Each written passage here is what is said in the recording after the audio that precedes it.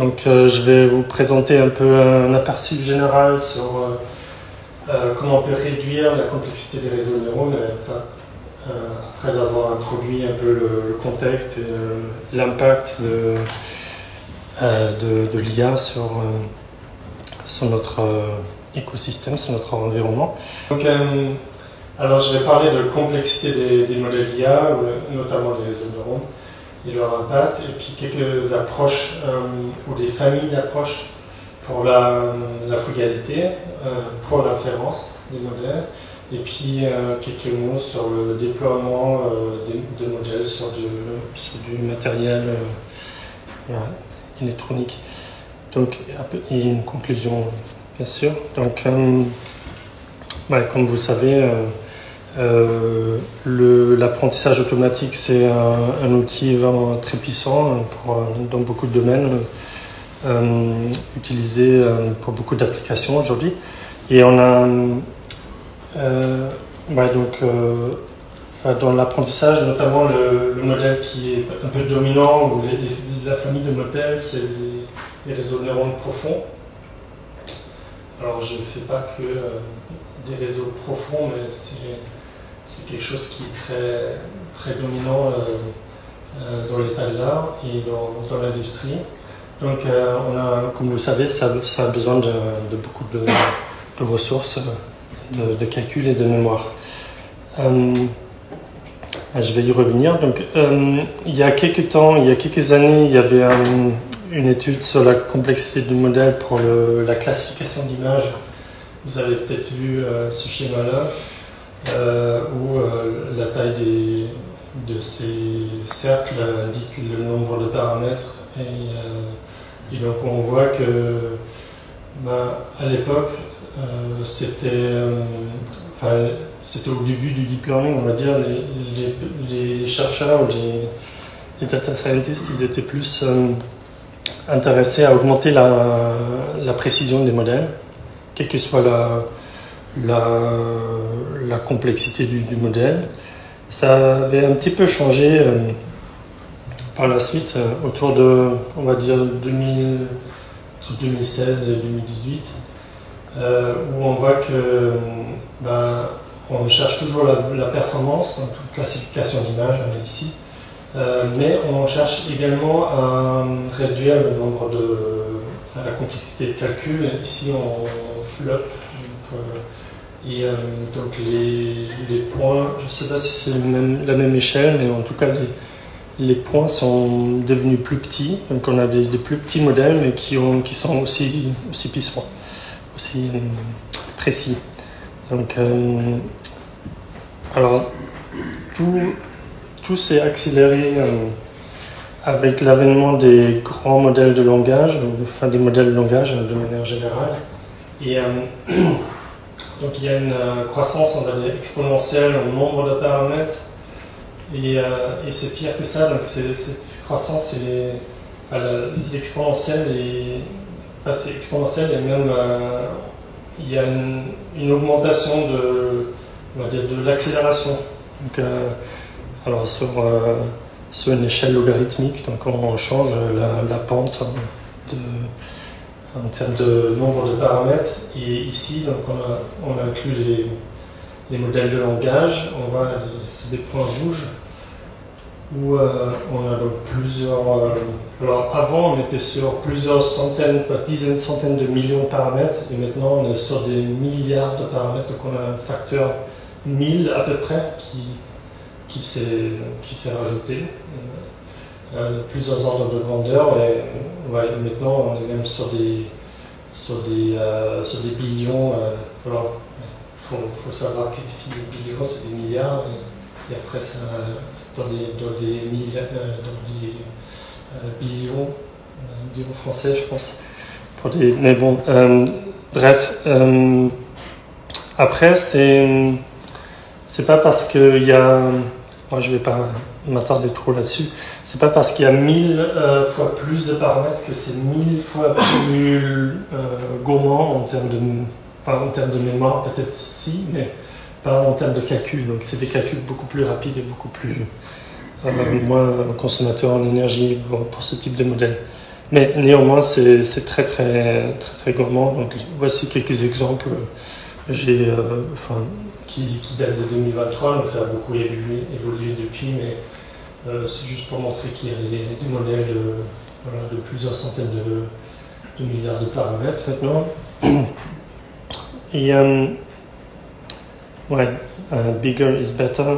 Donc ça c'est juste pour montrer la performance, donc en termes de précision des modèles de langage. On voit que les plus gros sont aussi les plus performants, de manière générale. Mais il y a bien sûr des exceptions. Mais je ne vais pas trop rentrer là-dedans. Donc l'idée, c'est qu'on a des modèles de plus en plus gros et qui ont un impact de plus en plus croissant sur pas mal de choses. Donc, en termes d'énergie, on voit que ici c'est un schéma qui montre un peu les impacts réciproques entre ce qui est autour du machine learning. Donc il y a la production d'énergie, la consommation d'énergie, mais également l'IA permet d'améliorer en fait cette consommation et l'approvisionnement de l'énergie, etc., avec des smart grids, etc. Donc à chaque fois il y a un impact positif mais aussi négatif, donc c'est très difficile à dire en fin de compte quel est l'impact net de toutes ces nouvelles technologies. Et il y a aussi, on voit par exemple à gauche path dependency, donc on se met sur des chemins d'économie où on favorise des solutions d'IA là où c'est peut-être pas forcément nécessaire. Donc ça nous enferme quelque chose en quelque sorte dans des développements technologiques où on ne peut plus revenir en arrière. Mais comme c'est par exemple le cas aujourd'hui avec les modèles d'IA générative, on a l'impression qu'on ne peut plus s'en passer. Mais bref, donc il y a, je ne vais pas rester trop longtemps là-dessus, donc il y a beaucoup d'effets, donc peut-être juste un effet qui est important, c'est l'effet rebond. Moi je travaille, comme indiqué, comme annoncé, sur la réduction de complexité du modèle à l'inférence, mais il faut savoir que chaque fois qu'on réduit, l'usage de l'IA augmente ou l'utilisation augmente parce qu'on a libéré des ressources qu'on peut utiliser pour faire plus d'IA. Donc ça c'est je vais y revenir un peu après, mais c'est un problème qui est un peu hors de ma portée, donc c'est plutôt à chacun de gérer ça. Je ne sais pas si vous avez vu ce travail de recherche sur la consommation d'énergie, d'entraînement de modèles de langage. Enfin, ça date de 2019, donc c'est pas très récent, mais ça montre que c'est notamment pour les LLM, déjà à l'époque c'était non négligeable, enfin c'était considérable les émissions carbone d'un entraînement d'un transformer un peu classique par rapport à, je sais pas, la consommation d'une voiture sur toute sa vie. Si on fait par exemple du NAS, maintenant il y a des méthodes un peu plus avancées peut-être, mais à l'époque c'était vraiment très gourmand parce qu'on entraînait plein de modèles avec des paramètres différents et on choisissait le meilleur en gros. Mais peut-être que toi tu vas parler un peu plus de NAS après. Ouais, ça c'est un autre exemple, mais je vais peut-être aller un peu plus vite.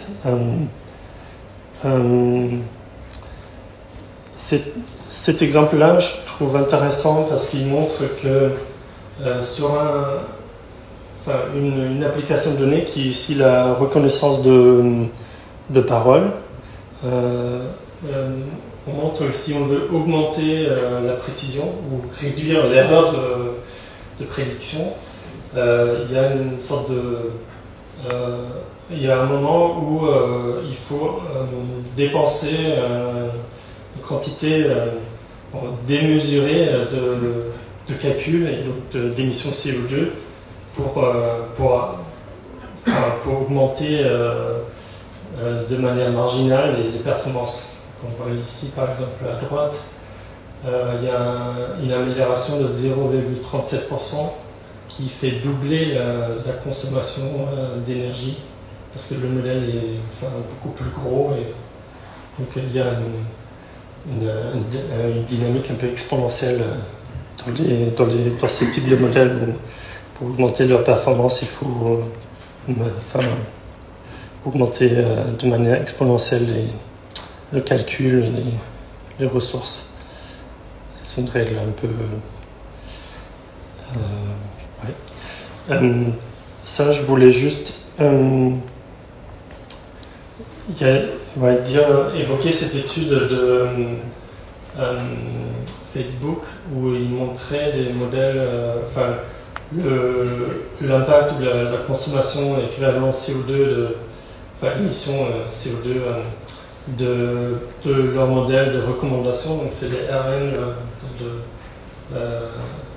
de recommandation qu'ils utilisent. Donc ils ont donc on voit qu'il y a la partie entraînement et la partie inférence qui est en noir. À droite vous ne voyez pas l'inférence, mais vous voyez juste l'entraînement. Mais on voit que l'inférence représente une grande partie de ces ressources, des émissions.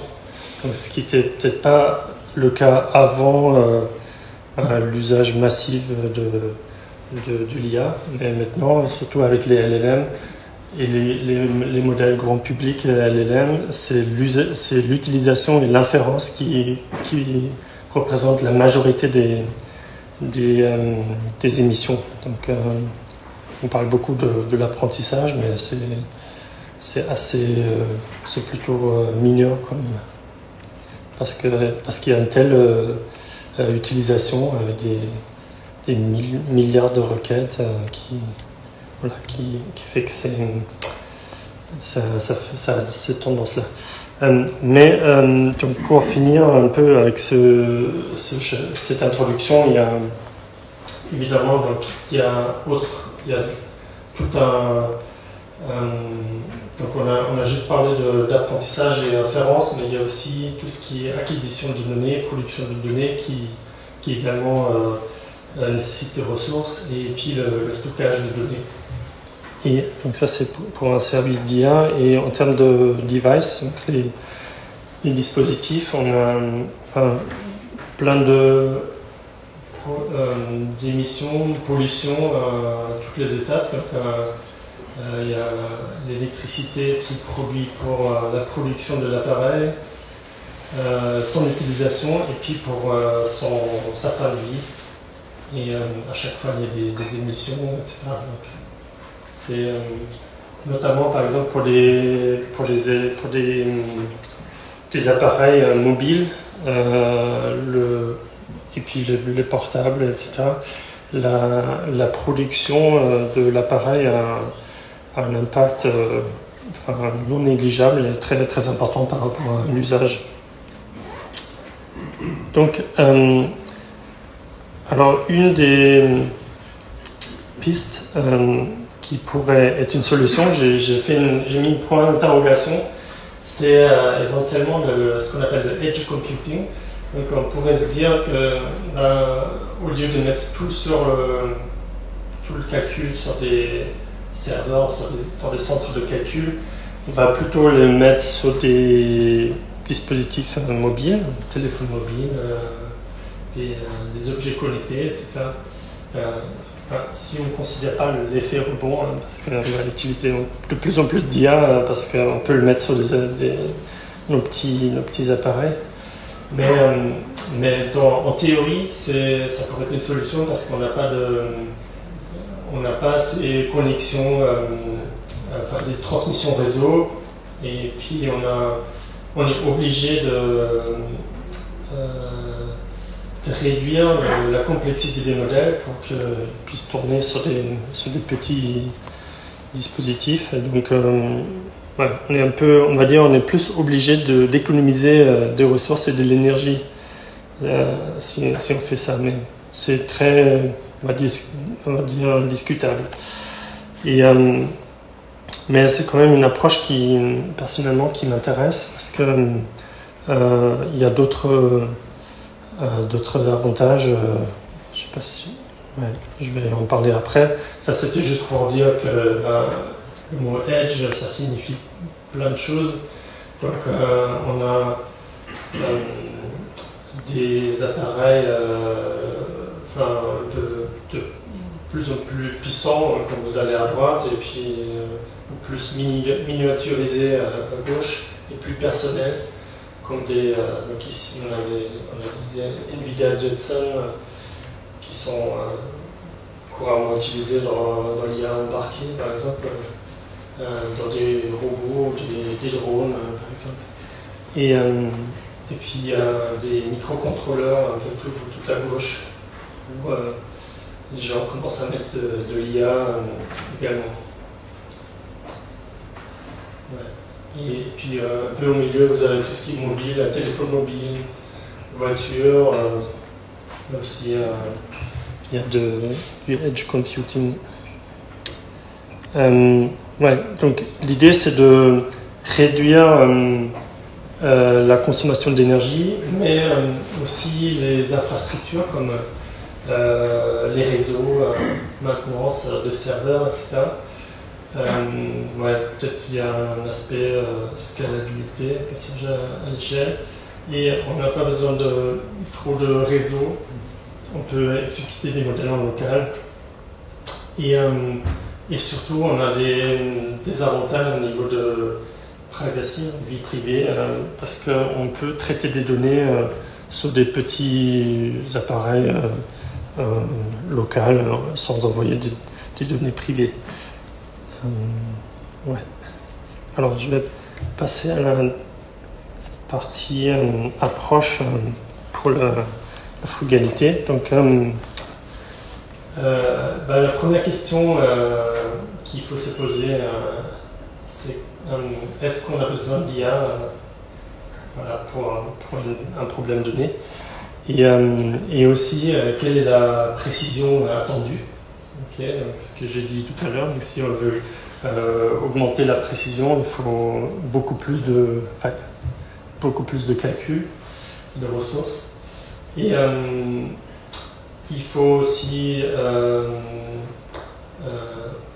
comment dire, éviter des apprentissages qui ne sont pas nécessaires, donc, où on sait que les résultats ne seront pas utilisés, par exemple. Ça, je vois souvent aussi dans la pratique. Et puis, on peut réduire la complexité de l'apprentissage et de l'inférence. Donc, je vais plutôt parler de l'inférence. Et en particulier donc, des modèles CNN, donc je ne sais pas si vous connaissez, donc c'est des réseaux qui sont utilisés pour le traitement d'images, entre autres. Classification, par exemple, où on a deux grandes parties. Enfin, pour les modèles les plus simples, on a des couches de convolution et des couches complètement connectées. Et je ne vais pas vous faire un cours là-dessus, mais juste pour dire que ces deux parties n'ont pas la même complexité de calcul et de mémoire. Donc, pour les convolutions, il y a une grande complexité de calcul, mais peu de mémoire, et inversement pour la deuxième partie. Mais on a donc souvent des implémentations parallèles avec des GPU, parce que ça a été pensé comme ça à la base, donc, en tout cas avec l'arrivée du deep learning. Et donc on a une grande consommation d'énergie pour ce type de matériel. Donc une approche, c'est donc de d'essayer de compresser ou de réduire la complexité d'un réseau de neurones. Et alors, pour faire simple, donc l'idée c'est de réduire la redondance dans les modèles, qui est normalement très grande, parce que, comme vous voyez, on peut avoir des taux de compression de 1 sur 200, donc on peut facilement enlever, ça dépend des modèles et des applications, mais on peut enlever, on va dire 90% en général, sans perdre trop de précision. Et l'idée, de manière générale, c'est d'apprendre un modèle, on va dire, plus complexe, redondant, et ensuite de le compresser. Et la troisième étape, c'est de refaire un entraînement sur des modèles compressés pour compenser l'erreur qu'on a fait éventuellement. Donc ça, c'est ce qui est fait notamment dans la méthode d'élagage que vous voyez ici, la pruning en bas au milieu. Mais il y a toute une famille de méthodes, donc là j'ai pas forcément tout mis, mais on a soit des techniques de compression à gauche, ou alors des méthodes d'optimisation d'architecture. Donc là on voit encore le Neural Architecture Search, mais aussi il y a des architectures spécifiques qui sont conçues pour être plus frugales. Mais alors on peut... je vais expliquer quelques méthodes. Alors l'élagage, j'ai déjà expliqué un petit peu. Donc l'idée c'est d'enlever des poids ou des neurones qui sont pas utiles, qui sont moins utiles pour la tâche donnée. Et donc l'approche la plus simple, c'est d'enlever les poids qui sont les plus faibles. Donc, on peut faire ça de manière structurée, non structurée, mais bon, je vais peut-être pas trop rentrer dans le détail. Donc, disons que si vous enlevez des poids de manière naïve, comme ça, vous n'allez pas forcément avoir un impact réel sur la consommation d'énergie, parce que vous allez juste mettre des zéros ou des trous dans les matrices, mais ça ne réduit pas le calcul. Donc, mais une autre technique, c'est de réduire la précision des poids, donc de l'encodage des poids ou des activations des réseaux neuronaux. Donc, par défaut, c'est les 32 bits flottants, mais on peut descendre à 16 ou 8 ou même 4 bits ou en dessous. Donc, dans le cas extrême, on peut avoir des poids binaires ou des activations binaires. Et donc, dans ce cas-là, on peut même remplacer les multiplications par des opérations binaires, comme ici, logique. Donc, c'est un impact énorme sur la consommation d'énergie. Et parce que ce qui consomme de l'énergie, en fait, c'est la mémoire, surtout, donc le stockage des activations, des poids, etc., de tout le modèle, mais le calcul en flottant également, qui sera ici beaucoup plus rapide. Une autre approche, c'est la factorisation de la matrice. Très rapidement, c'est comme vous voyez dans le schéma, on remplace une matrice de poids M par on décompose en deux petites matrices L et R qui sont de rang inférieur, donc de rang K.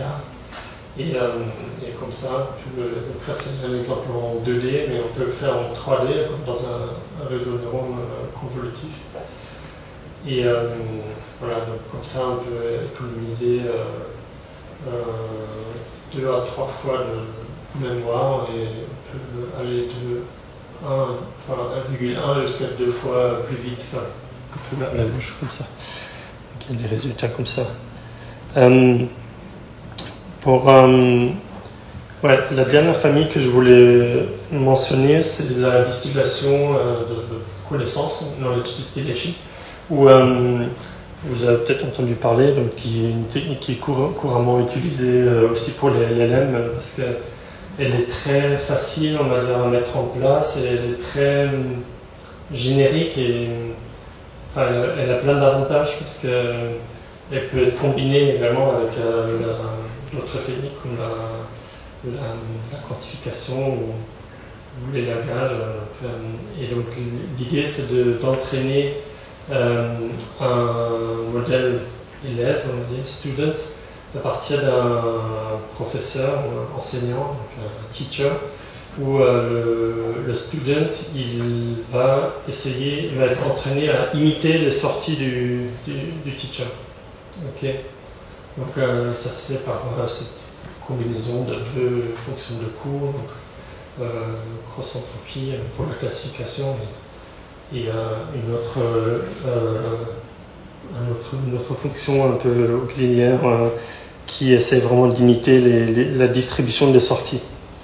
Voilà, il y a plein de variantes de ces techniques-là, mais je vais peut-être aller plus vite après. Vous pouvez poser des questions sur ces différentes techniques. Donc je vais juste dire quelques mots pour finir sur le déploiement de modèles, parce que quand on parle de frugalité, on doit toujours se poser la question sur quel matériel on veut exécuter le modèle à la fin. Donc ça influence le choix de modèle en fait, avant l'apprentissage, parfois, ou souvent, mais aussi donc, après l'apprentissage, on a besoin de compiler et optimiser le modèle entraîné pour un hardware, pour un matériel spécifique. Et pour cela, donc, il y a plusieurs outils. Il y a ce qu'on appelle des runtime, des environnements runtime sur plusieurs types de matériel. Donc ça peut être par exemple, vous avez des GPU NVIDIA, il y a un framework, un runtime qui s'appelle TensorRT, qui comprend des accélérateurs, ce qu'on appelle des accélérateurs, donc c'est des implémentations, des opérations, on va dire, basiques, spécifiques pour un matériel donné. Donc, par exemple la convolution, donc il y a une implémentation de la convolution spécifiquement pour une puce de carte graphique, voilà, une certaine quantité de mémoire, etc. Et un autre exemple, c'est ONNX, donc ça c'est Open Neural Network Exchange. C'est un format de fichier de réseau de neurones libre et ouvert, et aussi un runtime environment avec une compatibilité avec plein d'accélérateurs comme NVIDIA. On peut combiner ça avec TensorRT ou OpenVINO, donc ça c'est Intel. Il y a le runtime ONNX, où il y a Qualcomm, il y a plein d'autres. Et donc les fabricants de matériel, de cartes ou de puces, ils ont en général leurs propres accélérateurs, voilà, qui sont un peu des boîtes noires souvent, qu'on ne touche pas trop parce que c'est des codes à assez bas niveau.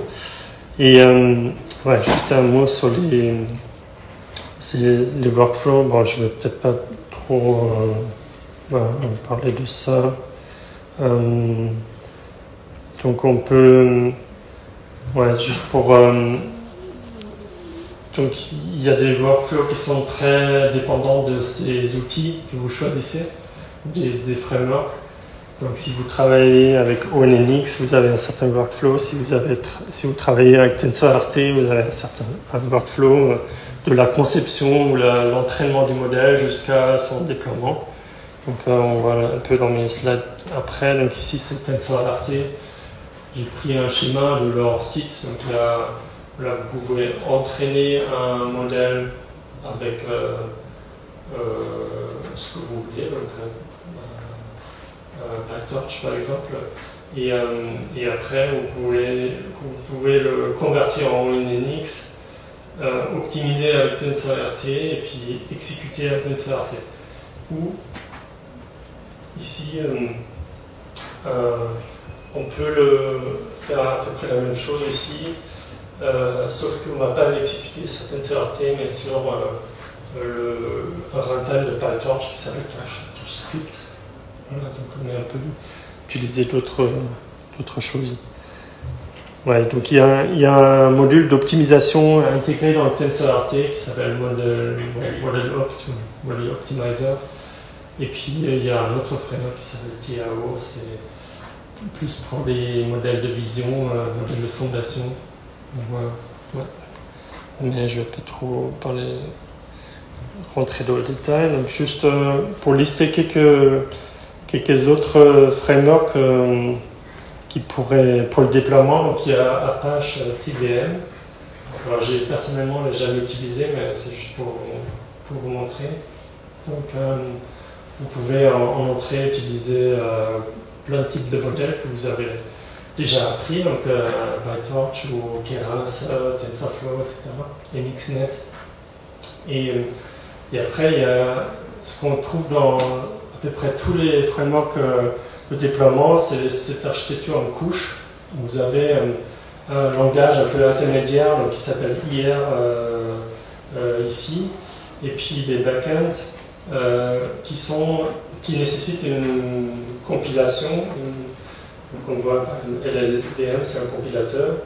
Et après, il y a des runtime plus bas niveau selon le hardware que vous utilisez. Donc il y a des CPU, microcontrôleurs, GPU, etc. Donc voilà, il y a tout un. Et donc ça nécessite donc une compilation, donc il vous faut savoir sur quel matériel vous voulez exécuter votre modèle.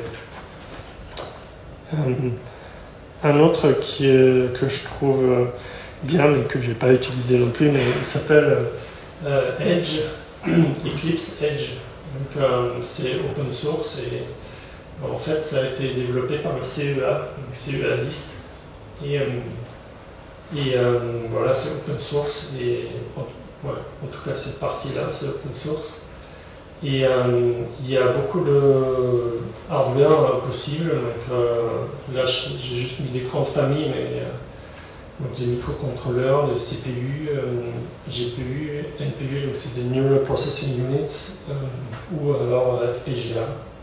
Et donc il y a beaucoup d'interopérabilité entre les frameworks existants, PyTorch, Keras, etc. Et voilà. Peut-être ça c'est le dernier que je voulais mentionner, DeepC. C'est un autre framework qui est un peu spécialisé dans on va dire le edge computing, donc les microcontrôleurs ou les petits processeurs comme des Raspberry Pi ou Arduino, etc. RISC-V. Et là, on voit aussi un peu le workflow, donc on parle de ONNX. Donc ça, c'est quelque chose qui est quand même bien que la plupart des frameworks qui supportent ONNX, donc qui est un standard ouvert et qui permet aussi d'utiliser plusieurs outils ensemble. Et donc ça convertit, ça va donc convertir votre modèle en utilisant des opérateurs ONNX, et puis après il y a une compilation avec LLVM et sur un matériel spécifique. Donc à chaque fois c'est un peu la même chose. Donc. Juste pour mentionner, donc on a ce que j'ai pas détaillé, donc il y a plein d'autres outils, donc il y a Hugging Face Optimum, là c'est plus pour les transformers, j'ai pas trop parlé des transformers, mais il y a pas mal de choses sur ces modèles-là, et les LLM aussi. Il y a des choses de Intel, donc Intel OpenVINO, Qualcomm, et puis des choses pour les FPGA, donc c'est encore plus basse consommation normalement. Il y a une extension de TVM sur FPGA par exemple. Juste en conclusion, j'ai dépassé un peu. Je ne sais pas combien de temps j'avais. Donc il y a beaucoup de techniques qui existent pour résumer, donc beaucoup de techniques de compression de réseaux de neurones pour l'inférence, comme j'ai mentionné, donc l'élagage, quantification, distillation. Alors l'usage est très différent, donc ça peut être des systèmes embarqués, mais il y a aussi on va dire des grands fournisseurs d'IA, on va dire cloud, ils s'y intéressent aussi pour économiser en énergie, en ressources. Hein. Donc il y a à la fois l'aspect embarqué et l'aspect big data ou cloud. Et donc, mais par contre, l'impact, la vraie impact de l'IA est difficile à mesurer, côté positif, négatif. Donc, pour l'instant, c'est en cours, donc on a de plus en plus d'outils pour mesurer ça, mais c'est pas facile. Et il y a des effets rebonds, comme j'ai mentionné. Donc, si on utilise de plus en plus d'IA,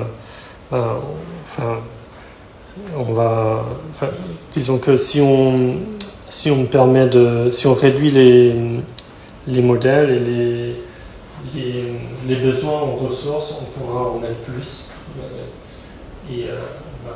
C'est ce qui a montré l'histoire. En fait, c'est non seulement il y a plein d'études là-dessus. Donc non seulement on va combler en fait on va combler l'écart en fait, qu'on a économisé, mais on va même le dépasser. Donc on va utiliser plus de ressources qu'avant en fait. C'est ce qui dit ces théories de l'effet rebond, ce qui a été le cas pour plein d'autres choses dans le passé. Et donc ça c'est un peu préoccupant. Et donc il faut avoir cette conscience un peu de l'impact quand on utilise de l'IA aujourd'hui. Voilà, pour l'instant il n'y a pas vraiment d'encouragement de la part, je sais pas, des politiques ou autres pour réduire en fait cet impact.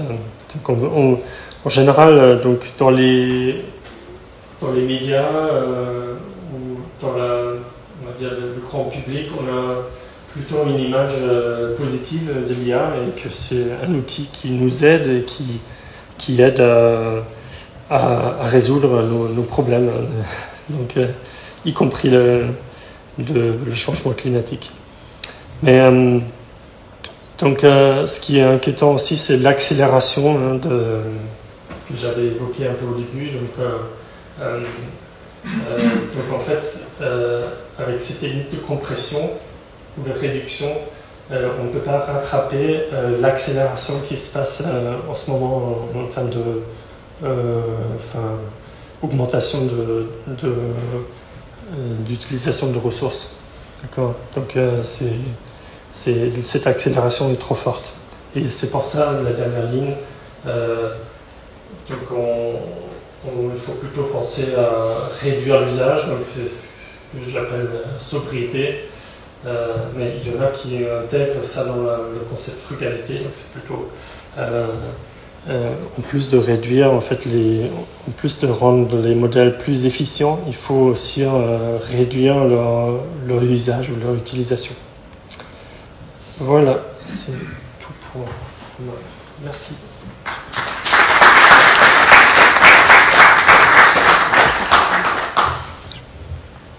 Vous avez des questions? Vous pouvez passer le micro.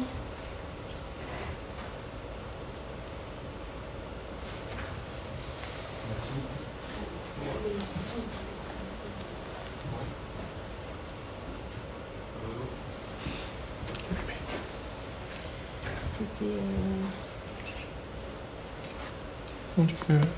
Tu peux arrêter. Il est sur. C'est vert. Faut peut-être pas l'allumer tout ça. Sinon, je donne celui-là. Sinon, ouais, bon, c'est.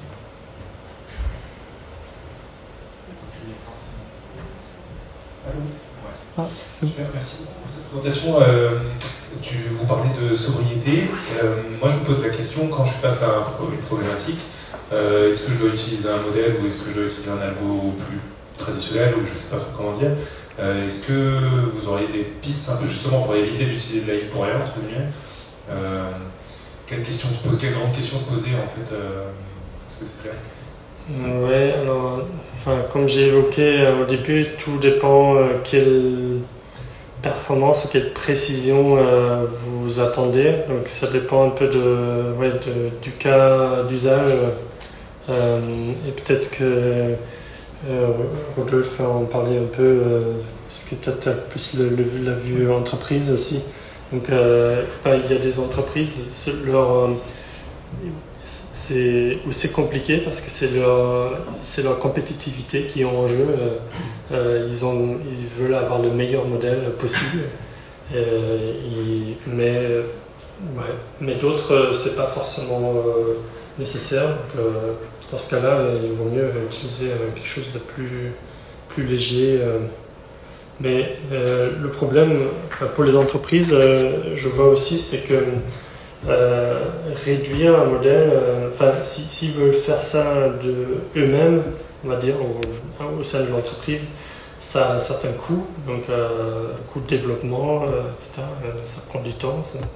Il faut mettre un ingénieur là-dessus, donc c'est pas forcément quelque chose qu'ils veulent dépenser. Ils n'ont pas forcément le temps, les ressources pour faire ça.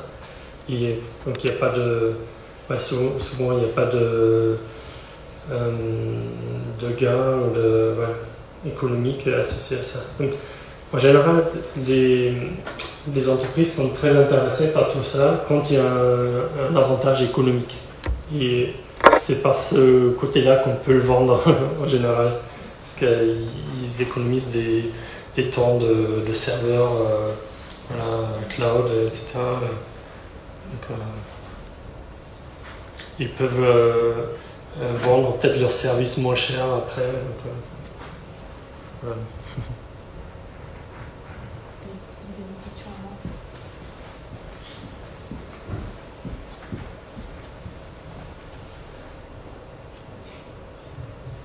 Merci.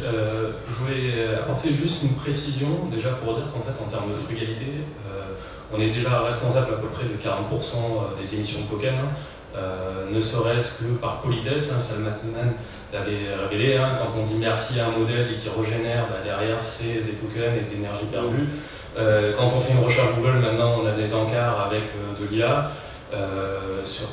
Au lieu d'aller faire une recherche sur Wikipédia ou sur le web, on va demander directement à l'IA. Donc déjà, il y a 40% d'estimés de tokens qui sont inutilisés et qui sont de la perte de ressources.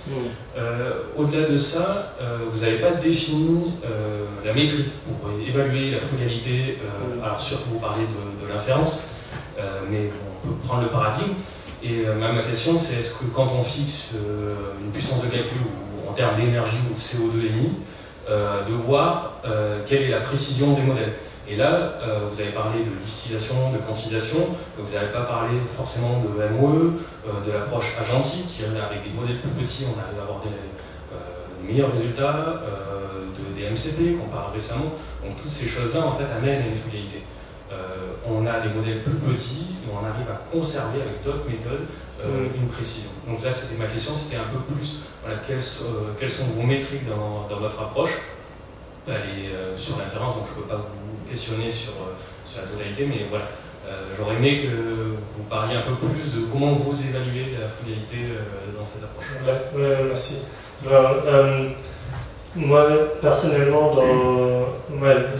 ça manquait un peu de détails, mais personnellement, dans ma recherche, je regarde plutôt la complexité de calcul et parfois en mémoire, et que je mesure avec le nombre d'opérations flottantes, donc flop, qui est très imprécis, et il faudrait plutôt, on peut plutôt estimer la consommation d'énergie donc en watts, soit mesurer directement si on peut, si c'est pas sur un cloud.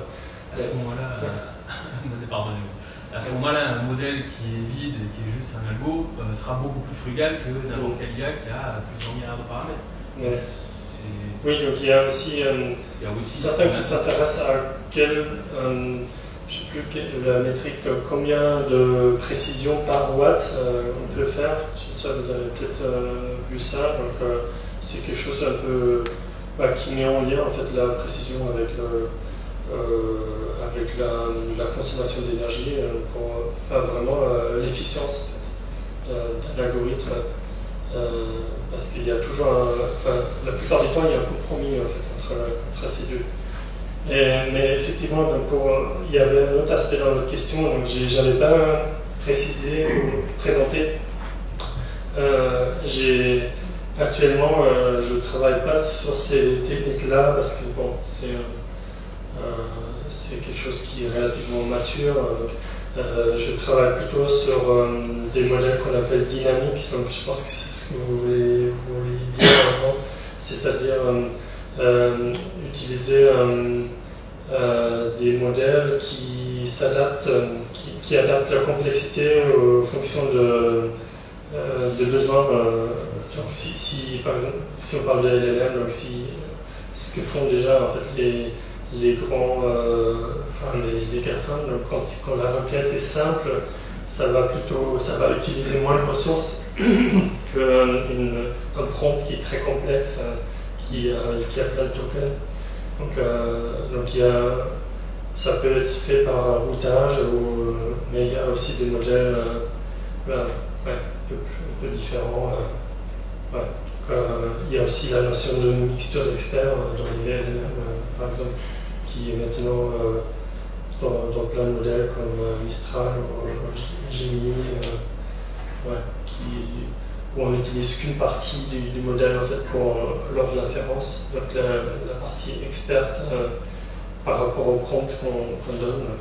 Tout ça, c'est des techniques qui sont vraiment qui vont dans la bonne direction en fait, de frugalité, parce que ça ne sert à rien d'exécuter à chaque requête un très gros modèle qui est capable de tout faire, mais où la plupart des ressources ne sont pas utilisées, enfin qui sont mis en œuvre mais qui consomment mais qui ne sont pas utiles. Après vous dites que ça va dans la bonne direction, mais modulo, l'effet rebond que vous avez cité tout le long, où à chaque fois qu'on réduit, on réaugmente. Je pense que aussi l'effet rebond n'est pas connu. La voiture est un très bon exemple. On avait des voitures qui pesaient 4 fois moins lourd et qui consommaient 6 litres au 100. Aujourd'hui, elles consomment toujours 6 litres au 100, mais elles sont devenues 4 fois plus lourdes. Et en fait, on aurait pu en profiter pour diviser la consommation de nos voitures, mais ça n'a pas été le cas. Et en fait, on voit sur l'ensemble des technologies qu'on utilise, que ce soit le siècle dernier ou ce siècle-là, qu'à chaque fois qu'on peut faire plus, on fait plus. Et donc à chaque fois qu'on consomme moins, c'est simplement pour faire plus. Je pense que par rapport à votre question, c'était ça aussi, en effet, les MCP, il y a plein de choses qui donnent espoir qu'on va consommer moins, mais globalement, ce qu'on voit, c'est que dès qu'on consomme moins, on utilise plus. Donc en fait, on continue à utiliser pareil. Enfin, continuer pareil. Ouais, c'est un peu... mais c'est un peu un constat déprimant, pessimiste. Mais la fin de votre... c'est pour ça que moi je trouve la fin de votre approche intéressante, de dire on peut continuer à faire de l'ingénierie, se dire comment est-ce qu'on consomme moins. Le point de départ étant, et qui était aussi lié à votre question tout à l'heure, déjà est-ce qu'on ne pourrait pas éviter de l'utiliser quand c'est pas pertinent. Moi, ma motivation personnelle, c'est plutôt éviter le gaspillage. Donc, si on peut faire la même chose avec moi, donc moi, je dis qu'il faut faire comme ça. Enfin, il faut utiliser un modèle plus petit, le plus petit possible pour une tâche donnée. Voire pas de modèle du tout. Oui, pas de modèle du tout, bien sûr. Et après, c'est à chacun de gérer la sobriété. Donc, mais c'est un peu frustrant parce que, comme vous dites, il y a maintenant les requêtes, les requêtes Google qu'on remplace avec des requêtes LLM. Et ça, c'est des choix qui sont... Alors, pour le moteur de recherche que j'utilise et pour plein d'autres, c'était un choix un peu automatique. Donc, si on ne le désactive pas, c'était activé. Donc, je trouve aberrant. Donc, et pareil pour les... Maintenant, il y a dans les emails, j'utilise un client, une boîte email un peu différente, c'est pas Google, etc. Je connais pas Gmail, mais il y a des fonctionnalités pour résumer les emails, etc. Donc, si on ne dit pas non, ça s'active par défaut. C'est triste. Après, ça peut être très utile. Bonsoir, merci pour la présentation, Stéphane. Je pense que les interventions précédentes ont déjà répondu à ma question parce que c'était justement sur la frugalité. Si l'objectif pour une entreprise c'est de réduire les coûts, naturellement la frugalité c'est intéressant. Maintenant aussi, plutôt l'objectif c'est les empreintes carbone. Est-ce qu'il n'y a pas le risque d'un effet courant dans la mesure où, parce qu'on consomme moins pour une tâche, on est plus amené à exécuter cette tâche de façon beaucoup plus courante parce qu'on se dit qu'en effet on consomme moins. Peut-être c'est l'effet inverse qui peut se produire in fine, vu que les modèles consomment beaucoup moins, on va plus les exploiter finalement. On se retrouve dans une configuration où il y a plus de dépenses d'un point de vue. Ça a déjà été. Oui. Et puis il y a le fait qu'on le dit à chaque occasion, en France, c'est l'énergie très propre, parce qu'on a beaucoup de nucléaire, donc ça peut être une excuse en quelque sorte pour faire plus d'IA, il faut consommer plus, parce que c'est pas très émetteur CO2, mais c'est juste... il faut pas trop... ouais. Je pense que c'est une fausse idée. Il ne faut pas se comparer à d'autres pays comme les États-Unis. Mais bon. Il y a une question par rapport au technique de compression que vous avez cité. Dans la slide, il y avait toute une branche pour l'optimisation de l'architecture. Je ne sais pas quel exemple. Je ne suis pas rentré dans le détail.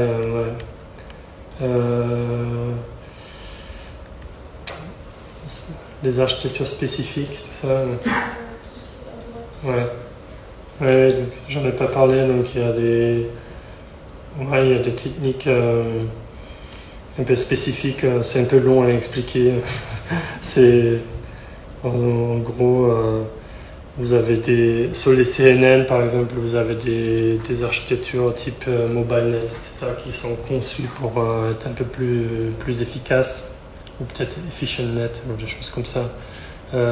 Ou pour la détection d'objets dans les images, vous avez des YOLO qui sont très très optimisés par choix d'architecture, optimisation de l'architecture un peu manuelle, soit manuelle, ce serait ça, spécifique architecture, ou de manière automatique, donc ce serait plutôt l'architecture search, où on teste plein de variantes et on dit quel paramètre, quelle variante il faut tester et il va choisir la variante la plus frugale, entre guillemets, si on utilise ça comme critère.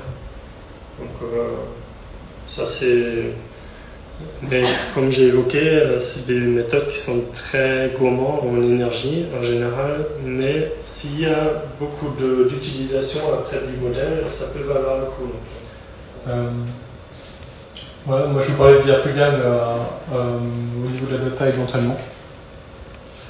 Donc je vais aller assez rapidement sur un peu présenter un peu le contexte, du coup un peu plus léger que ce que Stéphane vient de présenter.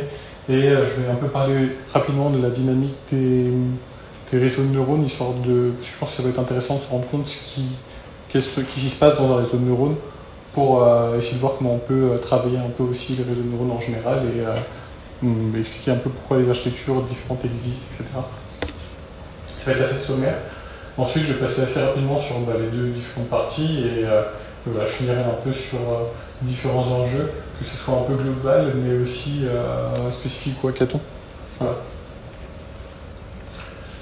Je pense que je vais passer assez vite là-dessus, ça va parler un peu à tout le monde cette histoire-là. Voilà, nous on parle beaucoup de deep learning, mais dans l'intelligence artificielle il y a quand même autre chose. Et encore une fois, le hackathon n'est pas du tout cantonné au deep learning, donc il n'y a pas d'inquiétude à avoir là-dessus. C'est intéressant de faire un peu ce que vous voulez autour de ça. Je vais aller assez vite là-dessus. Le deep learning c'est assez lourd puis ça monte assez vite. Pourtant, en fait, à chaque fois, on passe différents caps assez régulièrement, de plus en plus rapidement, différents nouveaux challenges, on va dire, de performance. Les derniers là qu'on a tout à droite, ce sont des benchmarks pour tester les LLM sur des mathématiques, du raisonnement, etc. Donc je pense que c'est intéressant voilà, de voir qu'il y a un peu un lien entre les deux quand même, parce qu'il se crée une utilité autour de ça qui commence à nous bloquer et nous coupler avec ces gros langages, c'est les LLM en général. Et donc, dans un effort de frugalité, il faut réussir à désamorcer ce truc-là, parce que c'est pas juste la performance qui va compter à la fin, c'est est-ce qu'on va réussir à remplacer des usages ou alléger les usages autour de ça. Donc je vais parler un peu pourquoi un gros modèle c'est plus performant, très rapidement quoi. Je pense que c'est intéressant de rappeler un peu comment ça se passe un peu d'avoir différents codes, différents caractères, ce qui se passe dans votre donnée. Il y a des caractères de votre donnée. Vous voyez, ça peut être par exemple une couleur, ça peut être par exemple une forme. C'est ce que je vais appeler feature, pour faire un peu simple. Et là, dans un exemple où on a des neurones de A jusqu'à O, on pourrait avoir un neurone qui encode pour une seule information. Par exemple, on a un neurone A qui code pour white circle, donc ça veut dire que si jamais il a une grosse activation, on est en présence d'un cercle blanc, par exemple. Voilà. C'est ce qu'on appelle un neurone qui est monosémantique. C'est intéressant parce qu'en fait, ça se passe jamais comme ça dans un réseau de neurones artificiels et on va plutôt commencer à avoir des choses qui sont beaucoup plus denses. Donc par exemple, là on se trouve dans un cas où il y a un neurone qui va coder pour blanc en général. Et donc ça ressemble un petit peu plus à ce qui se passe dans les réseaux de neurones artificiels. On va commencer à avoir des neurones qui vont détecter des caractères très précis. Avant on détecte des pointes dans la donnée, on va dire. Après là on détecte un peu plus des caractères un peu plus précis. Et en fait, souvent, on a quelque chose encore un peu différent. On peut encore plus compresser avec moins de neurones et essayer de plus compresser l'information, la représentation de l'information dans ce modèle-là. Et là, par exemple, si je regarde quel neurone s'est activé, je ne suis pas capable de dire exactement ce qu'il encode. Souvent, ça se représente un peu dans cette disposition, c'est-à-dire qu'on a une sorte d'entre-deux où un neurone encode pour pas mal de choses qu'il a trouvé intéressantes d'anticorrélées, etc. Et donc, en fait, les neurones en fait, ils vont former des géométries, et c'est plusieurs neurones qui vont s'activer, qui vont encoder pour la feature recherchée quand on va essayer d'entraîner notre modèle. C'est assez, je vais aller assez rapidement dessus, je ne vais pas me pencher là-dessus, ça permet juste de montrer un peu ce qui peut se passer quand on commence à aérer dans la donnée les features. Donc c'est-à-dire que vous avez beaucoup de données et dans chacune des lignes de votre donnée, vous n'avez pas toutes les features de représenter. Et donc ce qui va se passer, c'est que les neurones ils vont commencer à accumuler, enfin des groupes de neurones vont commencer à accumuler et créer des géométries pour représenter l'information. Je ne vais pas aller beaucoup plus loin que ça, on peut aller un peu plus loin si vous voulez, mais j'ai mis le site en dessous, Transformer Circuit, c'est Anthropic qui parle de ça, sur des publications scientifiques sur ces sujets. Donc ce qui va se passer, c'est que quand on commence à empiler beaucoup de features, on commence à avoir des phénomènes d'interférence. Ça veut dire qu'un neurone qui commence à encoder, à détecter un caractère, il va forcément faciliter aussi l'apparition d'un deuxième caractère potentiellement et la sélection de ça dans le reste du modèle. Il faut voir ça vraiment comme des opérations sur des vecteurs. Donc, par exemple, on peut se retrouver avec des LLM où on a roi, homme, femme, et donc on peut faire une opération sur ces vecteurs-là. Et le modèle, quelque part, il manipule l'information un peu de cette manière, donc il est capable de faire différentes opérations. Voilà. Donc là, on a le cas de roi moins homme plus femme égale reine. Voilà. Ça permet un peu de se représenter ce qui va se passer à un cas.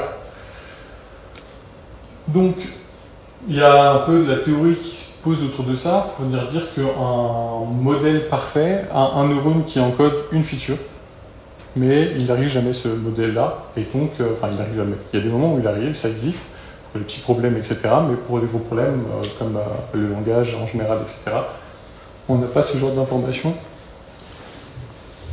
Excusez-moi.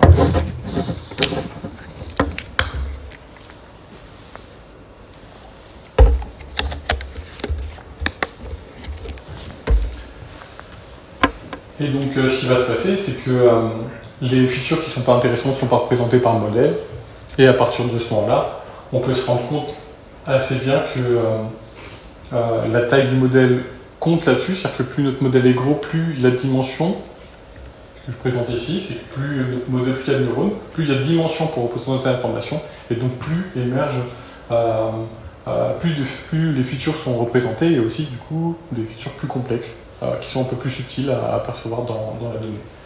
Donc c'est ce qui se passe sur des très très gros modèles, on se retrouve avec ce genre de sujet, notamment aussi dans la multimodalité, où ça nous permet d'associer des features, des caractères qui ont des modalités différentes, dans la vision, dans le langage, etc. Donc ça fait émerger de nouvelles dynamiques.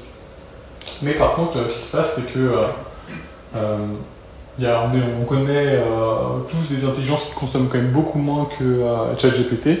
ChatGPT, à la fin de la décennie, je crois que ça pourrait représenter à peu près la consommation électrique de toute la Belgique sur une année.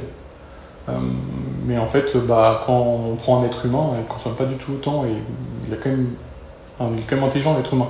Donc la question se pose un peu, comment ça fait qu'on a un écart aussi fort entre ces deux consommations, et peut-être que ça vaut le coup de creuser, donc déjà, effectivement, on ne va pas changer les usages forcément tout de suite, mais c'est une composante importante, mais en même temps, il y a sans doute aussi un peu de marge à avoir à ce niveau-là. Peut-être qu'on peut essayer de creuser la piste. Donc effectivement, dans le contexte de la frugalité, pour moi, une bonne question, c'est de se poser la question si on a besoin du deep learning, puisque c'est quand même la partie de l'IA qui consomme le plus, surtout quand on commence à rentrer dans les transformers, si ça parle à tout le monde, ça consomme pas mal. Et donc, on se pose un peu les questions de quel modèle j'ai besoin, est-ce que je peux pas entraîner un modèle un peu spécialisé qui va me servir à autre chose, etc. Pour moi, une problématique importante dans la spécialisation des modèles, c'est le fait que l'écosystème, il est pas industrialisé, il est très fragmenté, c'est pas très pratique. Et ce qui se passe, c'est que très rapidement, dans l'IA, il y a un métier spécifique qui s'appelle le MLOps qui va émerger pour pouvoir ne serait-ce qu'entraîner des modèles et lancer des jobs, etc. à grande échelle. Enfin voilà, pour commencer à industrialiser un peu tout ça. Donc ça commence à créer beaucoup de métiers dont juste faire de l'IA. Et voilà, donc c'est pour moi une problématique importante.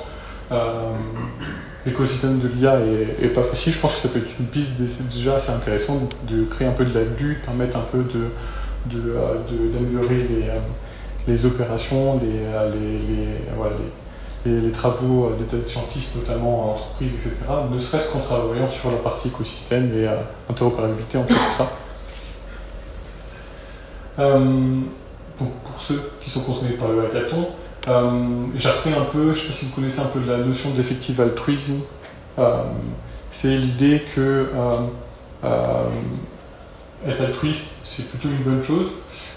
Mais il y a une idée de questionnement de l'alignement des fois entre les efforts qu'on met dans quelque chose et le rendu, parce que vraiment, effectivement, les efforts et ce qu'on va en tirer, c'est optimal. Donc c'est un champ de recherche qui se crée un peu autour de ça. Et de la même manière, je me suis amusé un peu à dire effective frugality, mais dans l'idée, il y a un peu cette idée-là, c'est qu'on peut faire de la frugalité, on peut gratter quelques pourcentages sur une performance de modèle, etc. Mais est-ce que vraiment c'est utile?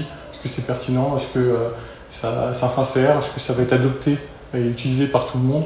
C'est des grosses questions qui font qu'on ne peut pas juste réduire on ne peut pas réduire si facilement que ça la frugalité à des performances sur un modèle. Voilà. Donc il y a un peu ces questions-là à se poser. C'est pour ça que dans le projet, on va avoir un peu trois critères. Un critère d'efficacité de performance qui lui va être plus facilement quantifiable, mais les autres c'est plutôt l'utilité et l'acceptabilité. Voilà, que ça représente comme problème, est-ce que c'est vraiment un gros problème, est-ce que la solution est vraiment optimale pour répondre à ce problème, etc. Pour rentrer dans l'histoire de la data, je vais aller assez vite là-dessus. J'ai juste 2-3 exemples que je vais aborder, mais je ne suis pas extrêmement expert sur cette partie-là spécifiquement. Donc on peut imaginer, on peut travailler sur plusieurs aspects. On peut, quand on se retrouve à travailler avec de la big data notamment, tout ce qui est stockage, la mise à disposition de la donnée, et il y a pas mal de stratégies un peu de data engineering qui peuvent être intéressantes, faire du rolling. Rolling, c'est mettre au frais la data dont on sert rarement. C'est intéressant pour les séries temporelles ou des choses comme ça, par exemple. Donc il y a pas mal de choses qui existent un petit peu autour de ça. Voilà, ça peut être juste un petit domaine. Tout ce qui est traitement de la donnée aussi, je ne sais pas exactement ce que ça représente. L'idée aussi du hackathon, c'est d'investiguer aussi un peu ces sujets-là en amont. Donc c'est pour ça que je ne suis pas forcément allé volontairement aller bien creuser tous ces sujets. Je vais vous parler par contre un peu plus de feature sélection, de data curating et d'active learning. On va commencer par la feature sélection. La feature sélection, c'est j'ai plein de data, j'entraîne mon modèle dessus, mais en fait je me rends compte que j'ai pas besoin de toute ma data, mais j'imagine que ma data c'est un gros tableau Excel, j'ai besoin de quelle colonne pour l'interrogation. La feature sélection, c'est un peu ce truc-là, c'est essayer de se poser la question de quels sont les caractères dont j'ai besoin, quelles sont les données dont j'ai besoin pour pouvoir entraîner mon modèle. Voilà, donc c'est juste un peu une vue un peu rapide là-dessus. On va pouvoir mettre en place des procédures pour sélectionner automatiquement assez rapidement quelles sont les colonnes qui ont un impact, quelles sont les colonnes qui sont redondantes. Par exemple, si ça se trouve, j'ai des colonnes qui disent quasiment la même chose, donc enfin j'ai des colonnes, mais c'est pour que vous visualisiez. Qui disent un peu la même chose, bah, je vais en enlever une et ça va déjà soulager mon modèle de beaucoup de paramètres, etc. Donc ça peut déjà être une piste aussi intéressante. On a la partie data curating, c'est quelque chose que je connais un peu moins, mais je trouvais ça intéressant quand même de le rappeler. C'est comment on peut travailler son dataset d'entrée. Là, j'ai parlé des colonnes, mais on peut se poser la question des lignes. J'ai besoin de quels enregistrements pour entraîner mon modèle, lesquels sont pertinents, etc. Alors, data curating, c'est plutôt comment je nettoie mon dataset et comment je fais en sorte qu'il soit représentatif, clean pour mon entraînement et pour concentrer plus rapidement, etc. Mais on a aussi la partie batch sélection qui est de quel enregistrement dans mon dataset mon modèle va avoir besoin là maintenant pour s'entraîner. Donc mon modèle est en train de s'entraîner en prenant des batchs de données. Est-ce que ça parle à tout le monde, de mini-batch, des trucs comme ça? Non, pas trop. Ok. Quand on fait du deep learning, ce qui va se passer, c'est qu'on va souvent couper un bout dans la donnée parce qu'on ne va pas réussir à mettre toute la donnée dans le hardware qu'on utilise. Dans l'état idéal, on fait tourner notre modèle une fois sur toute la donnée, mais en fait ça se passe jamais comme ça. Donc on prend une fenêtre de données, on la rentre dans le GPU, puisque souvent vous avez un GPU sous la main, et on fait l'entraînement dessus. Ce qui va se passer, c'est que peut-être que ça va être intéressant de sélectionner exactement quel exemple on va donner au modèle pour qu'il converge plus vite. Parce que, si ça se trouve, vous avez 90% d'un certain caractère dans votre donnée, et votre modèle va commencer à converger sur votre caractère, qui en fait n'est pas forcément celui qui vous intéresse. Il va falloir qu'il désapprenne un peu ce truc-là. Enfin bref, ça crée un peu du chaos, du bruit. Donc il y a toute cette idée de line batch sélection, par exemple, qui est un peu ça, mais voilà, ça s'appelle aussi l'active learning. C'est un peu tous ces domaines-là qui peut être intéressant à explorer aussi sur différents sujets. Pour ce qui est de l'entraînement, les différentes ce que j'ai un peu mis comme approche, mais c'est pour que ça vous fasse et c'est pour que ça vous évoque quelque chose pour ceux qui vont devoir penser à faire un projet, etc. pour le hackathon. C'est qu'il y a plusieurs un peu grosses pistes. Sur un modèle donné, sur une taille donnée, je peux essayer d'augmenter l'expressivité de mon modèle, c'est-à-dire qu'il est capable de faire plus de choses sans forcément changer, consommer plus, etc. Enfin, on peut imaginer un modèle plus expressif qui va se retrouver plus petit. Un modèle plus expressif n'est pas forcément un modèle plus frugal, mais voilà, ça vous permet un peu de construire un peu cet aspect-là. Il y a la partie optimisation des calculs, où aujourd'hui, quand vous faites du deep learning, ce qui est super cher, c'est de faire, dans l'entraînement en tout cas, très spécifiquement, c'est la backpropagation, c'est corriger tous les poids, ça passe par un calcul de dérivation partielle. C'est un calcul qui est lourd et assez cher, etc., qui a du mal à scale. Donc ça peut être ce genre de questions, comment on peut optimiser les calculs. On a parlé aussi de représentation numérique avec différentes tailles de float par exemple. Donc ça peut être aussi des choses qui sont assez pertinentes. Je ne sais pas si vous avez déjà entendu parler aussi de types numériques qui sont hybrides, par exemple le B-float ou des choses comme ça. Donc il y a aussi d'autres représentations qui sortent de juste des floats et des integers normaux, qui sont faits pour le deep learning par exemple.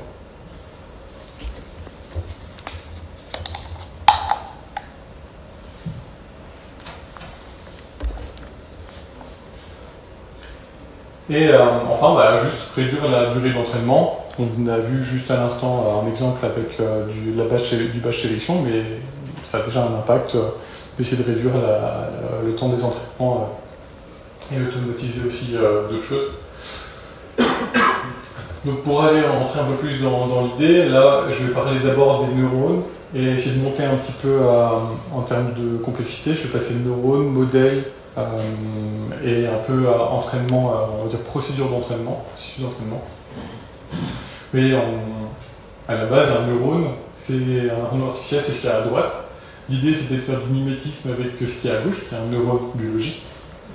Et on va essayer de les réduire à ça. Dans l'idée, un neurone, c'est la somme de toutes les entrées de la couche d'avant, qu'on passe par une fonction d'activation, et très souvent, la fonction d'activation, c'est pas plus compliqué que si la somme des neurones d'entrée est négative, on le renvoie à 0, et si elle est positive, on renvoie la valeur. Quand on passe par ça.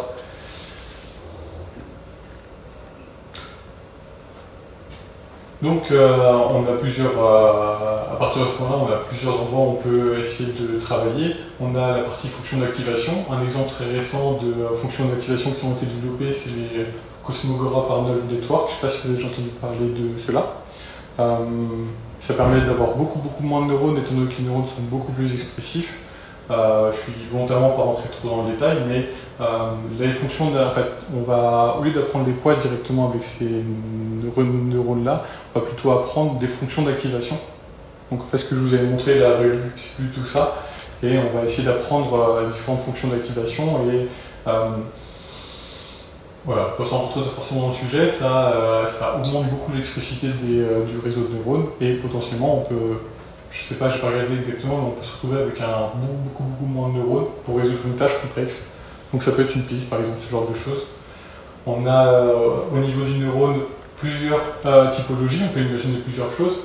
Alors là, moi je travaille dans les séries temporelles, donc ce que je vous ai sorti, ce sont des neurones qui sont spécialisés pour les séries temporelles, mais qui essayent d'intégrer en fait une idée de temps. Donc on en a plusieurs un peu différents. Ce que je trouve aussi particulièrement intéressant, c'est les Stacking Neural Network. Stacking Neural Network, ce sont des neurones qui vont s'activer que quand on les sollicite. Parce que jusqu'à maintenant, à chaque fois que vous faites du deep learning, vous sollicitez tous les neurones, vous calculez en pass forward, et vous faites votre référence, vous faites votre prédiction. Une fois que vous l'avez, vous le corrigez, donc vous faites votre propagation, et tous les neurones sont toujours concernés à chaque instant, à chaque étape de l'entraînement, et pareil pour l'inférence.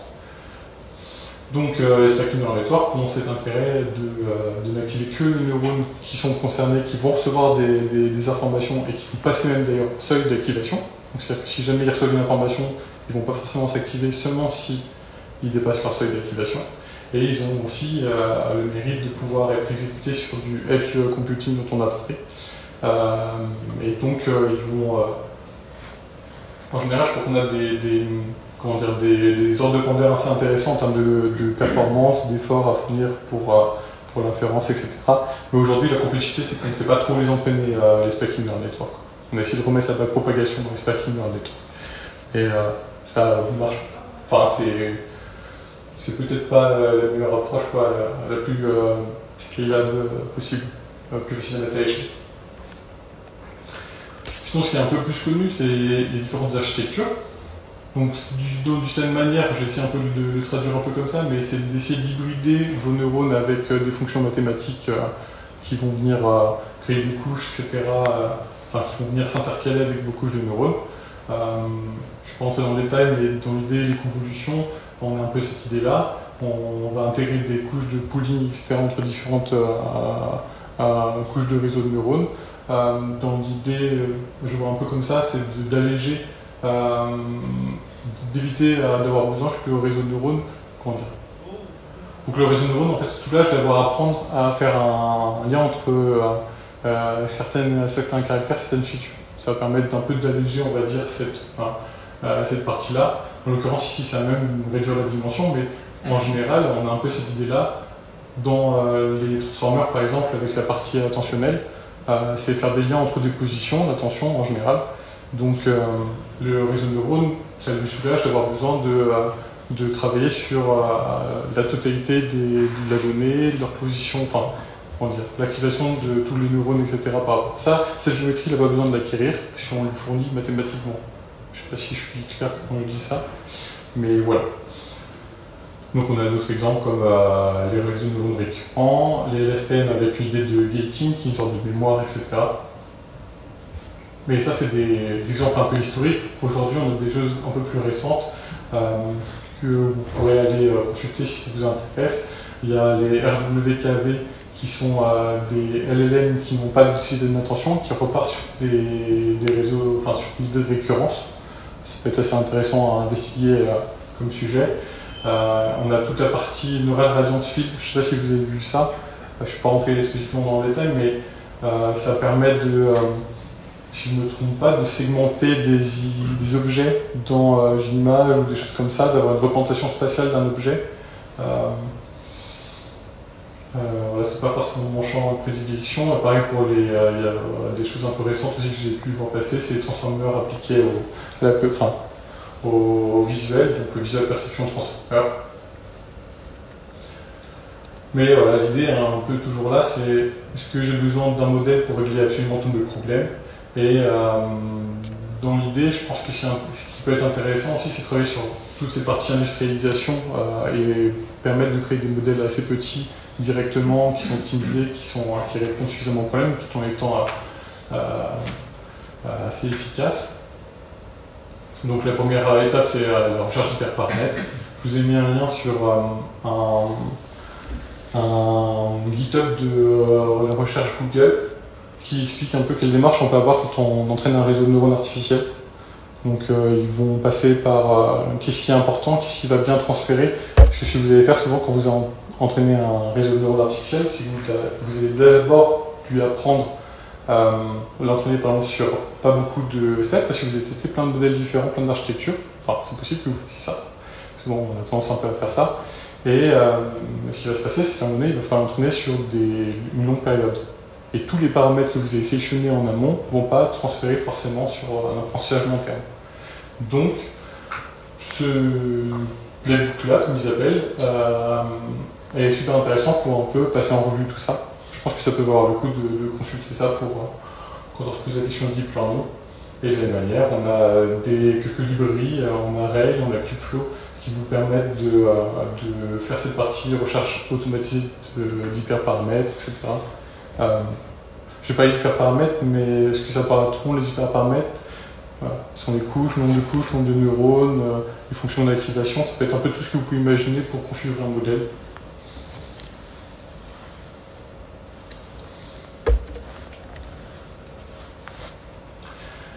Donc maintenant, je vais parler un peu brièvement de la neuroarchitecture Search. Je ne suis pas rentré trop en détail encore dans tout ce truc-là, mais ce qui va se passer, c'est que, comme on a vu avant, on va essayer de chercher que ce soit des architectures, ça peut être aussi, moi je mets un peu la recherche d'hyperparamètres aussi dedans, d'une manière générale, mais tout ce qui tourne autour de votre modèle, quelque part on peut le mettre dedans. Et donc, vous définissez un espace de recherche et vous allez essayer de lancer différents tests sur votre modèle, etc. et d'avoir un heuristique pour affiner vos paramètres et aller chercher les modèles les plus pertinents. Et allonger aussi du coup, le temps de votre entraînement aussi pour aller chercher la performance que vous recherchez. Donc il y a pas mal d'heuristiques différentes, on peut très bien faire de la recherche un peu random, etc. Mais il y a une approche un peu bayésienne qui est assez efficace, qui vous permet si vous découpez correctement, donc vous commencez par faire varier vos architectures et vos nombres de couches, voir vos nombres de neurones, etc. Et puis après, vous allez sur des paramètres qui sont un peu plus fins, comme par exemple epsilon, c'est quand même de faire beaucoup epsilon ou des choses comme ça. Epsilon, c'est pour éviter de faire des divisions par 0 dans votre modèle, juste pour information. Ça ne marche plus pour vous retrouver sur ce genre de sujet. Donc voilà, ça s'inscrit un peu dans cette démarche-là. Il y a beaucoup d'états de l'art autour de la nouvelle architecture Search qui est assez intéressant, et notamment je crois que c'est à l'INRIA, il y a quelques travaux un peu dessus, notamment la neural architecture growth, où on peut partir d'un modèle où il y a 0 neurone et on ajoute un neurone, et on va essayer de se rendre compte s'il faut rajouter un neurone, une couche, une architecture, un bloc, un truc spécifique pour se rapprocher de la solution de notre modèle, enfin de la solution. Et donc on est capable de l'objectiver. Donc ces travaux-là démontrent un peu cette chose-là, mais c'est pas vraiment industrialisé, donc ça peut être aussi un champ intéressant à ces sujets-là. L'idée étant qu'à chaque étape, on est capable de se rendre compte quelle est la structure à rajouter dans notre modèle.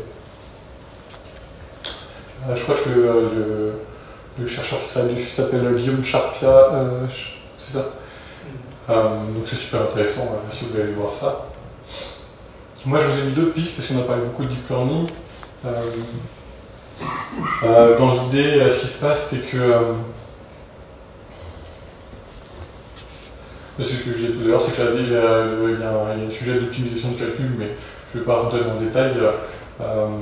Donc il y a beaucoup de librairies qui font de la différenciation automatique. Je ne sais pas si ça vous parle un peu cette idée-là, mais ce qui se passe quand vous faites des réseaux neuronaux artificiels, même tous les calculs un peu qui tournent un peu autour de ça en général, vous avez besoin d'avoir la dérivée de ces calculs-là.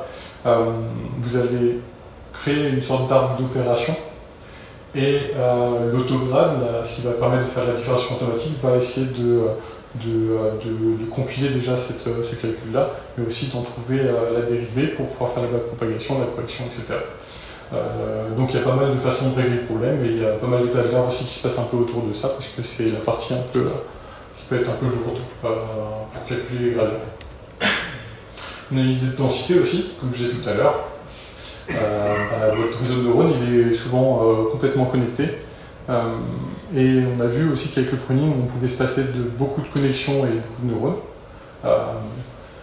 Donc il y a toujours un sujet de pourquoi est-ce qu'on a besoin de connecter tout le monde? Est-ce qu'il y a des manières de faire différentes?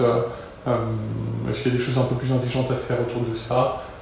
Donc il y a pas mal d'architecture qui tourne un peu autour de cette idée, mais je pense que c'est aussi une piste assez intéressante à investiguer. Si vous prenez l'exemple des neurones biologiques, les neurones biologiques ne sont pas en train de tous s'activer pour résoudre une tâche. Et ils ne sont pas du tout tous mobilisés pour faire quelque chose. Et dans la correction, dans la mesure où il n'y a pas vraiment une backpropagation, mais dans l'idée, ils ne sont pas du tout tous corrigés quand il y a quelque chose à faire. Donc les choses de ces dynamiques qu'on peut retrouver sur les réseaux de neurones, les RNN par exemple, les réseaux de neurones récurrents, on commence à diluer beaucoup cette partie backpropagation. Donc on se retrouve avec des vanishing gradients, c'est-à-dire qu'on se retrouve à faire une vision proche de zéro, et donc on a notre réseau de neurones qui s'effondre parce qu'il y a une instabilité numérique. On ne peut pas représenter le float qui devrait être représenté. Donc, et ça arrive parce que il y a tous les neurones qui ne servent pas à grand chose, qui se retrouvent à être mobilisés quand même dans la prédiction. Donc beaucoup d'architectures reposent sur le fait de court-circuiter cette chose-là. Donc c'est une piste assez intéressante à chercher, je pense. Je vous ai mis des choses un peu plus exotiques comme les réservoirs computing avec des automates cellulaires. Voilà, je pense que je vous mets juste un peu là dans un point si ça vous intéresse d'aller voir, mais c'est assez intéressant. Le réservoir computing, on s'est rendu compte qu'on pouvait brancher plein de RNN un peu aléatoirement ensemble, de manière éparse. Donc pas dense comme j'ai tout à l'heure, mais on les connecte de manière éparse. Et on branche une sorte de couche qui va juste lire l'état de votre réservoir. Et en fait, on se rend compte qu'on peut faire beaucoup de choses avec ça, et de manière assez intéressante et assez efficace. Et il y a un papier qui montre qu'on n'est même pas du tout obligé d'avoir des neurones dans notre réservoir. On peut mettre des automates cellulaires, et ça c'est très très simple à mettre en place, et ça coûte rien du tout. Donc c'est déjà tout un pan de votre modèle qui peut être assez léger. C'est un exemple, mais il y a quand même des bonnes pistes pour alléger certaines parties de la computation, etc. Et en dehors du deep learning, ce que je trouve intéressant à aborder, c'est tous les champs de l'IA qui tournent autour de la synthèse de programmes. C'est intéressant aussi parce que alors j'ai pris l'exemple d'un package Julia qui s'appelle Herb, Julia étant un langage de programmation orienté pour les mathématiques ou la science en général. Et ce qui se passe avec ce programme-là, ce que je trouve assez intéressant, c'est que vous pouvez décrire des règles qui définissent ainsi votre système, et vous allez trouver le package va trouver le programme le plus simple possible qui va qui va résoudre votre système. Donc en fait, à la fin, vous avez un programme, vous n'avez pas une IA. Je pense que ça peut être une piste qui peut être assez intéressante, tout ce champ-là peut-être, sur des tâches où on n'a pas besoin d'IA deep learning spécifiquement. Et on a la même chose aussi avec la régression symbolique. On est de plus en plus à l'aise en fait, pour manipuler des arbres d'opérations, de computation, etc. Et il y a des packages comme symbolique régression qui existent. Vous avez votre fonction que vous voulez approximer.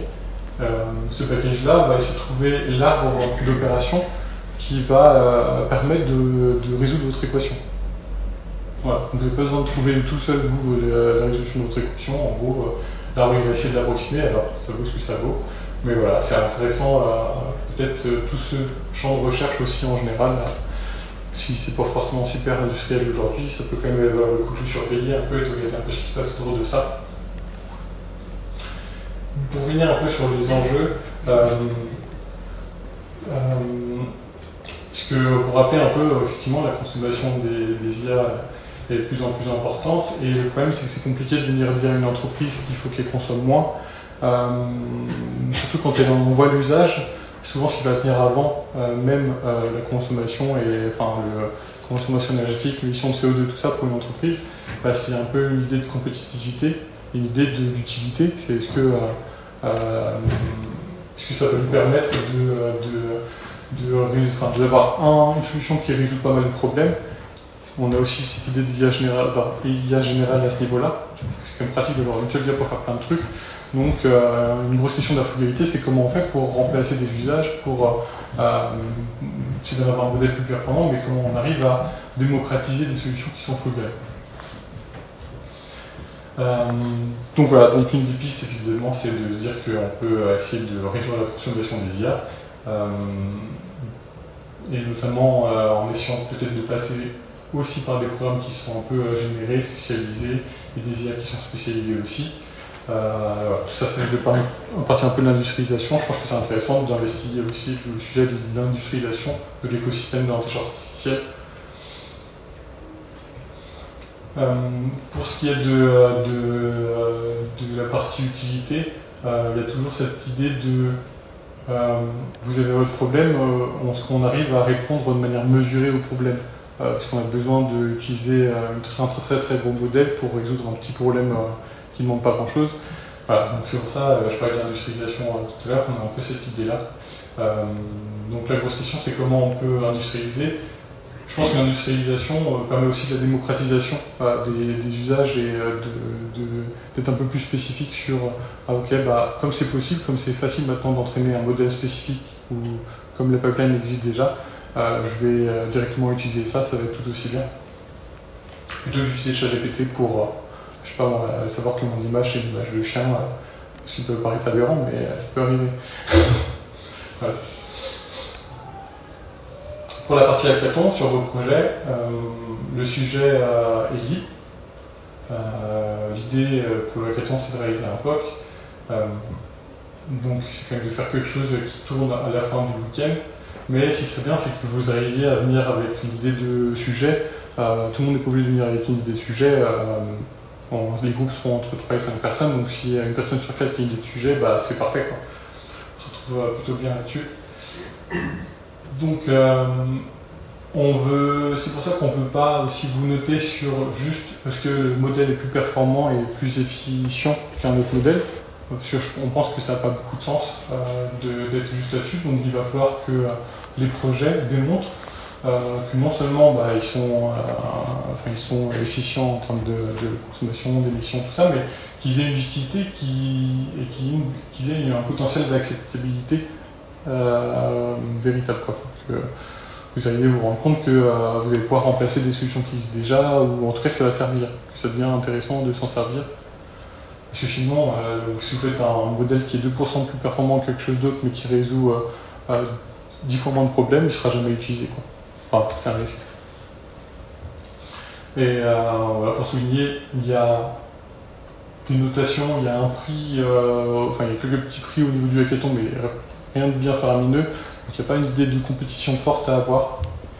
Donc voilà, on va essayer de privilégier plutôt la coopération et ce qui compte c'est que vous passez un bon moment pour les personnes qui seront là au hackathon. Et voilà, les deux QR codes sur l'inscription et la partie FAQ. Voilà.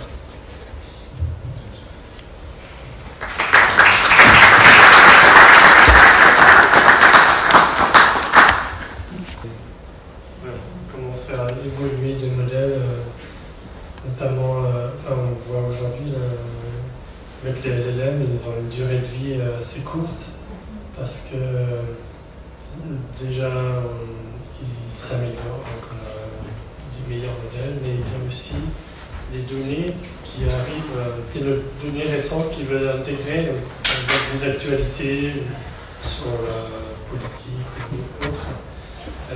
Donc un autre enjeu qu'on n'a peut-être pas évoqué, c'est comment ne pas apprendre à chaque fois à partir de zéro un modèle et à de l'apprentissage continu, on appelle ça.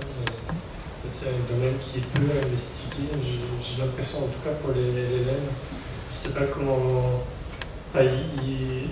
C'est un peu opaque pour moi comment font par exemple les GAFAM. Je pense qu'en général, ils commencent par déjà un modèle un peu basique, pré-entraîné, après ils affinent, mais il n'y a pas quelque chose de continu. Ouais, je pense qu'il y a un peu cette idée de fondation modèle. Dans l'idée, oui, on entraîne. En fait, on n'a pas les transferts learning tout à l'heure, et on a montré qu'il y a des petits modèles qui sont performants, mais en réalité, c'est très compliqué d'arriver à un petit modèle performant sans passer par un gros modèle prof. Peut-être que ça vient aussi un peu de la représentation des structures de neurones qui sont assez intéressantes, qui sont enseignables, qui sont difficiles à trouver d'office si on ne passe pas par des features plus complexes, plus abstraites peut-être. Enfin peut-être, je vais rentrer un peu de... Je pense que la question peut se poser, mais en tout cas, on passe par des plus gros modèles pour réussir à avoir certaines représentations qui sont encodées dans le modèle, qui sont transmissibles, qui sont à des plus petits modèles. Je pense qu'il y a un peu tout ce champ-là autour de l'interprétabilité, aussi des modèles qui sont super intéressants parce que ça nous permet de comprendre et peut-être un jour de transposer aussi beaucoup de choses. On a, je ne sais pas si vous avez déjà entendu parler de l'attribute lens. L'attribute lens, c'est que au MIT, ils se sont rendus compte que on peut découper notre phrase en sujet et verbe complètement et que dans le modèle, on va se retrouver avec ces différents éléments dans l'architecture du modèle LLM. Et il y a beaucoup de travaux qui tournent un peu autour de ces idées-là, mais ils ont réussi un peu aussi à injecter directement dans les neurones des informations, des vecteurs, en activant en stimulant un neurone spécifique par exemple, et en changeant complètement la prédiction du modèle, qui surtout en fait à se faire quelque part hacker, quoi. On lui force l'activation d'un neurone, et on arrive à cibler si on veut l'envoyer comme sujet, comme complément, etc. L'attribute lens, c'est que dans ce truc-là, on arrive à, je donne un sujet, si j'ai un sujet et que j'ai ma fonction attribute lens, j'arrive à trouver tous les compléments de mon sujet. Et donc je peux aussi savoir si mon modèle d'ailleurs il a appris par cœur des choses, enfin il a fait vraiment un lien entre deux faits, ou alors il est en train d'halluciner, on n'a pas halluciné, mais en tout cas il est en train de broder, quoi, il est en train d'utiliser une fonction pas du tout linéaire pour essayer de récupérer et de créer un nouveau complément à ce sujet. Donc voilà, donc c'est intéressant aussi toutes ces choses-là. Peut-être que ça permettra un jour de transposer et de comprendre un peu ces géométries-là. Mais après, il y a peut-être aussi tous les sujets sur tout ce qui est base vectorielle aussi pour mettre à jour des modèles sans pour autant avoir besoin de rentraîner des nouveaux modèles. Ou tu vois, on avait pensé aussi de l'Orange adaptation, où on peut essayer de rajouter des sortes d'adaptateurs aussi à notre modèle enfin des sortes d'adaptateurs. Je dis gros mots un peu tout ça, mais des sortes d'adaptateurs à votre modèle pour entraîner un bout très spécifique à votre contexte, etc. et pas avoir besoin de tout entraîner à chaque fois.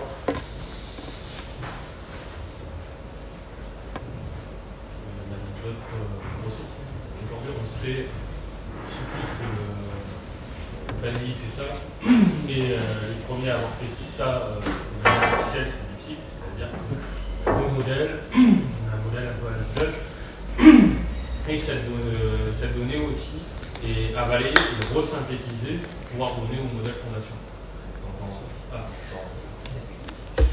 Donc on se retrouve finalement avec de l'information déjà pré-traitée, pré-nettoyée, et cette information elle représente à peu près 10%, même pas 10%, de toute l'information qui a été scrapée sur le net principalement, ou dénumérisée. Donc ça permet d'accélérer une base d'apprentissage des nouveaux modèles.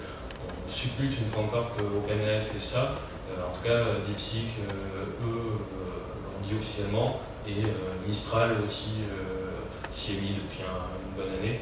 Donc il y a ce côté double apprentissage où on ne donne pas directement les données qui ont été scrapées, on les synthétise, on les met dans un formalisme pour les nouveaux modèles et une facilité à apprendre parce que, comme on l'a dit tout à l'heure, il y a une phase au début du modèle qui est insupervisée et en fait l'architecture, le début de l'apprentissage d'un modèle est très très important. Je vais parler de dimension, alors je voulais apporter une petite précision. En fait, sur un volume de données d'apprentissage équivalent, en fait, plus ton modèle est grand, plus en fait, l'information contenue par un neurone, je synthétise, en fait, va éclater sur moins de dimensions, et donc plus ta fonction d'activation va être performante. Et il me semble que tu avais fait une petite confusion au moment où je l'ai dit. Mais il n'y a pas de souci. Oui, de toute façon, je pense que même la dynamique derrière ça, c'est tout ce qui est Generative Adversarial Network, là, les GAN, ou même, je me rappelle qu'on entraînait des réseaux de neurones à convolution, on faisait générateur critique, là. Donc c'est une dynamique qui existe depuis un petit moment, ce truc-là.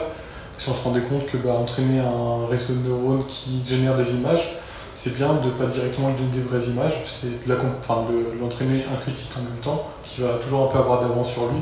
Enfin, dans l'idée, dans la dynamique, ça se passe un peu comme ça. Donc oui, il y a cette idée-là. Ce que je trouve aussi intéressant, c'est que dans les LM, on fait du renforcement learning aussi. Donc on entraîne sur on ne fait pas juste entraîner un prochain... on n'entraîne pas le transformer après dire le prochain bout de mot token, mais dans une deuxième phase d'entraînement, on fait du renforcement learning avec une reward. On dit c'est bien, c'est pas bien. Parce qu'en fin de compte, on se rend compte que ça permet de faire émerger des représentations que le modèle ne peut pas activer autrement. C'est pas qu'il n'a pas l'information, c'est que c'est impossible de désactiver. C'est ce qu'on appelle un peu, si vous avez déjà entendu parler de ce genre de terme, le dark knowledge des réseaux de neurones. C'est ces représentations qui existent, mais qui ne sont pas requêtables en activant les neurones d'entrée. Dans l'idée, il y a des choses qui sont cachées qu'on ne peut pas faire émerger. Donc il y a plusieurs. C'est aussi des questions qui se posent. Comment on l'identifie, comment on peut faire émerger ça.